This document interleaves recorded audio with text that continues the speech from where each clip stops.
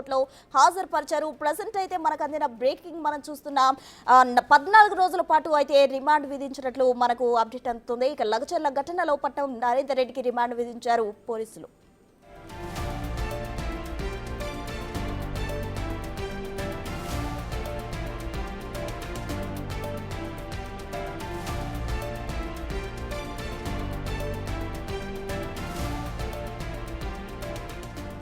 Breaking news చూస్తున్నాం. లగచర్ల ఘటనలో దాదాపు 14 రోజుల పాటు రిమాండ్ విధించింది పట్నం నరేందర్ రెడ్డికి కోర్టు. దీనికి సంబంధించి అయితే ప్రధాన నిందితుడిగా ఉన్న నరేందర్ రెడ్డికి అయితే దాదాపు 14 రోజుల పాటు రిమాండ్ విధించారు పోలీసులు. లగచర్ల ఘటనలో అరెస్ట్ అయిన నరేందర్ రెడ్డికి అయితే రిమాండ్ విధించారు.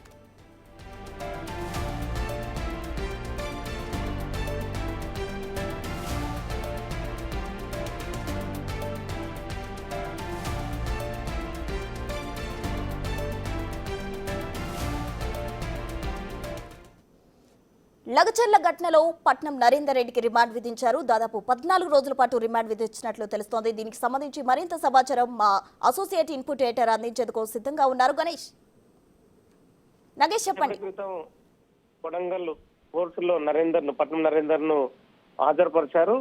తదుపరి పట్నం నరేందర్ ని పరిగి సబ్ జైలుకు పోలీసులు తరలిస్తున్నారు. పట్నం నరేందర్ పైన సపరేట్ ఎఫ్ఐఆర్ దాఖలు చేసిన పోలీసులు ఒక రిమాండ్ రిపోర్ట్ ని కూడా పట్నం నరేందర్ ఎలాంటి కుట్రదారుతో పట్నం నరేందర్ అలాగే సతీష్ రాజ్ మధ్య జరిగిన సంభాషణ దానికి సంబంధించిన పూర్తి వివరాలు కూడా కోర్టులో సమర్పించారు. ఒక 10 పేజీల రిమాండ్ కాపీని న్యాయమూర్తి ముందు ఉంచడంతో న్యాయమూర్తి కూడా పూర్తిగా పరిశీలన జరిపారు. ఎందుకంటే పట్నం నరేందర్ రెడ్డి మాజీ ఎమ్మెల్యేగా ఉన్నాడు, పొలిటీషియన్ గా ఉన్నాడు కాబట్టి అంటే ఎలాంటి కోణంలో పట్నం నరేందర్ రెడ్డి రిమాండ్ జరిపారనే విషయాన్ని కూడా కోర్టు పరిగణలోకి తీసుకుంది. తదుపరి రిమాండ్ కు తరలిస్తున్నారు. అంటే పరిగి సబ్ జైలు ఉండడంతో పట్నం నరేందర్ రెడ్డిని సబ్ జైలుకే తరలించే విధంగా పోలీసులు అయితే ప్రస్తుతం అయితే తీసుకెళ్తున్నారు. ఎందుకంటే నెక్స్ట్ మళ్ళీ రేపు ఉదయం మళ్ళీ కస్టడీ పిటిషన్ కూడా పరిగి పోలీసులు దాఖలు చేసే యోచనలో ఉన్నారు. ఎందుకంటే ఈ కేసులో సతీష్ రాజు ఎవరైతే ప్రధాన నిందితుడున్నో అతడు ఇప్పటికీ అరెస్టు కాలేదు కాబట్టి సతీష్ రాజు అరెస్టు ఉన్న నేపథ్యంలో పట్నం నరేందర్ రెడ్డి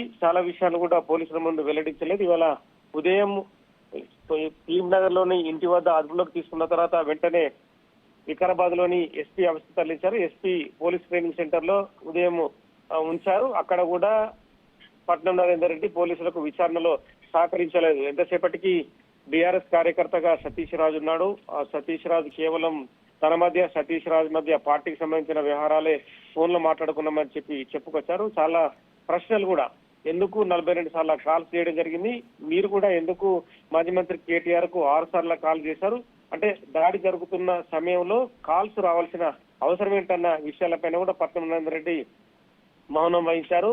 చాలాసేపటి వరకు పరిగి వికారాబాద్ ఎస్పీ నారాయణ రెడ్డి అలాగే పరిగి డిఎస్పీ కరుణసాగర్ రెడ్డి కూడా ప్రశ్నల వర్షం కురిపించినా కూడా మౌనమే తన సమాధానం లాగా పట్నం నరేందర్ రెడ్డి వ్యవహరించారు.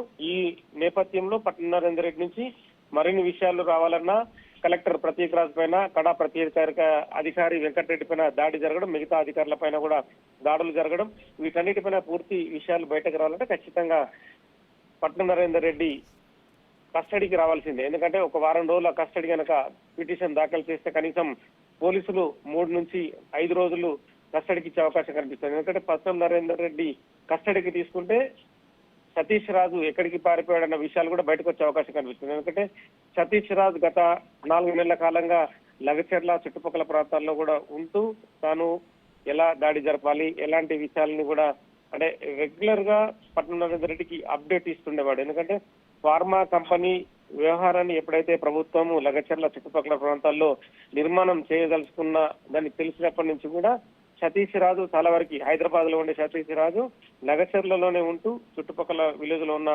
యువకుల్ని మొబిలైజ్ చేస్తూ అధికారులు రెగ్యులర్ గా వచ్చినా కూడా భూములు ఇవ్వకూడదన్న యాంగిల్ నే వాళ్ళని మోటివేట్ చేస్తూ తీసుకొస్తున్నారు. కానీ చాలా మంది ప్రజలు ఏంటంటే ఫార్మా కంపెనీ వస్తున్న క్రమంలో తమకు ఉపాధి దొరుకుతుంది, అలాగే వాళ్ళ ల్యాండ్స్ కి పరిహారం కావచ్చు, మిగతా వాళ్ళకి ఎలాంటి ఫెసిలిటీస్ కావాలన్న విషయాన్ని కూడా ఎప్పటికప్పుడు అధికారులు మోటివేట్ చేస్తున్నారు. చాలా మంది ప్రజలు కూడా దీనికి అనుకూలంగానే ఉన్నారు.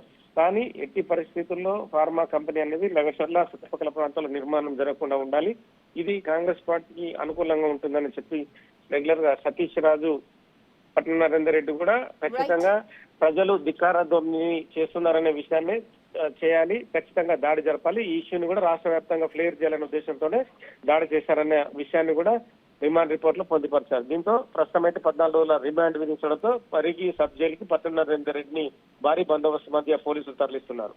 Right, thank you Nagesh.